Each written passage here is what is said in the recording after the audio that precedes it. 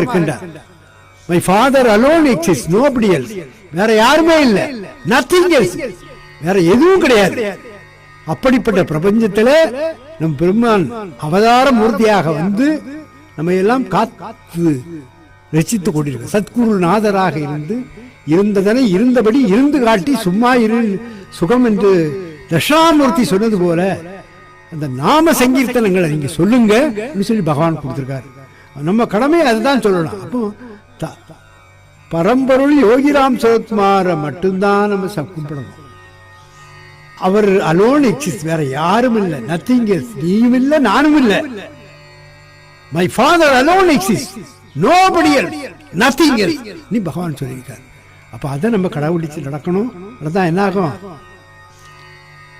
தன்ய தன்ய ஹோ பிரதட்சிணா சத்குரு ராயாசி மா